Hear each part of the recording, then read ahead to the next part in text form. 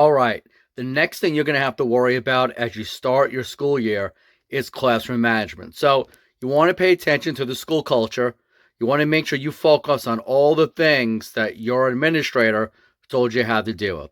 So general classroom rules, such as going to the bathroom, your phone policy, your headphone policy, all the things that they did that you want to put in your initial classroom management presentation that you show the kids. You want to also put it in your syllabus and make sure they sign it.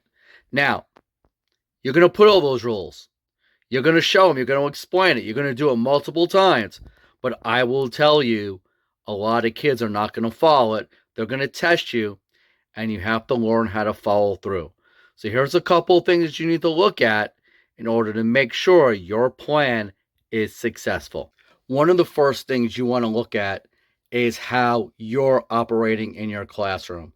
So as you start to develop the relationships with the kids and they start opening up their personalities and you get to see what they like and dislike, which makes them tick, you want to take a notice in how they learn because you might actually be forcing them to do bad behavior.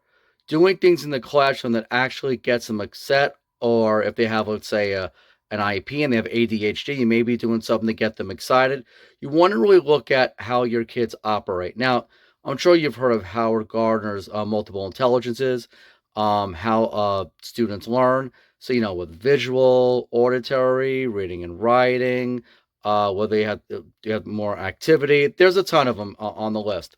But you want to make sure that you're doing the things to engage your classroom and not have it so boring that they want to act out. Because when your administrator looks in, if you're just sitting there lecturing all day long and boring the living daylights out of your kids, they're going to tell you, well, of course they're acting out. You're not engaging them. You're not bringing them into your lesson. You're not caring about your students' needs.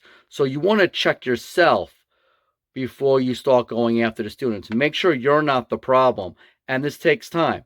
And you're going to find out what activities your kids love. You may want a Friday or Thursday quiz day using something like Quizzes or Kahoot or one of those other programs or some other program that they may like. But you're going to get to know your kids and what they enjoy. So I would log down, I would keep a little diary of what works and does not work in each one of your classes because you're going to have totally different kids, especially if you have IEP or 504 students, and that's going to help you reduce some of the issues. However, that's not going to solve all your problems. Sometimes kids are going to act out no matter what you do, and this is what you have to do to handle it. All right, so you have those kids who, no matter what you do, no matter what you do in the classroom, they're just going to act up. They come in, they go crazy on you. What do you do with them? Well, the first thing I do is upon your rules, depending how they're set up, you want to enforce those rules. All right, you want to sit down, you want to talk with that student, preferably one-on-one conferences. Where you give their punishment to them instead of you don't want to do it in front of the whole class unless you really have to, but you want to really tell them, hey, look, I like it, you're great, but you're doing the wrong thing, and upon our rules, you have to get this consequence. The other thing you want to do is really have a great relationship with the parents. A lot of parents are doing their best at home. They're really trying to put their students on the right path, but sometimes they're great at home and they go to school with all the stimulation and they act a totally different way. Especially when it comes to incomplete assignments, maybe they're better doing it at home than the classroom. So you want to keep a nice list. And, we use Google Classroom in my school, and it's good to go down the list and have the parent look at it. In fact, I tell the parents to make sure they have their kids' Google passwords because they should be able to go in and look at everything that they're doing to keep track.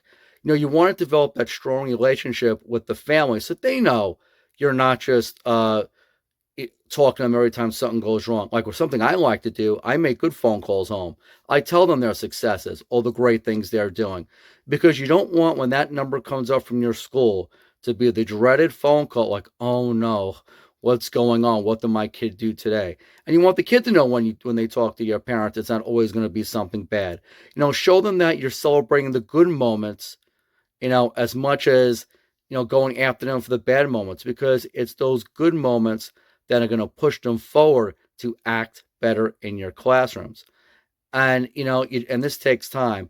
Sometimes you are going to have classroom time where sometimes you're lost. The kids are just going to be off the wall, and you do the best you can. But the key is not to show too much emotion. Some kids do it just to get you angry. They want to see, hey, let's see what we can do to get this teacher angry. How far can we go? I mean, you still want to enforce your rules, but you want to keep an even keeled emotional level. All right, you want to say, hey, look, you did this. This is going to happen, and move forward. And the next class day, just forget about that it happened. Just continue on. And if they do something wrong, then you do the appropriate punishment. But you want to keep yourself even and consistent at all times.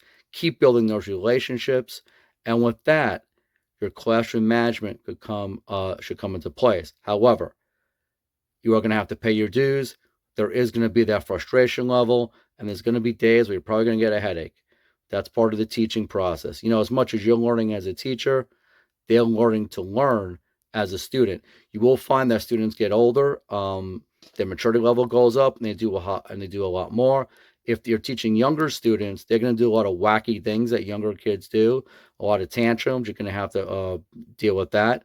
But no matter what age level you're doing, just remember again, consistency, build that relationship, remember how they learn, and most of all, remember, do the best you can. Do the best you can. Don't be too hard on yourself, because classroom management is a process.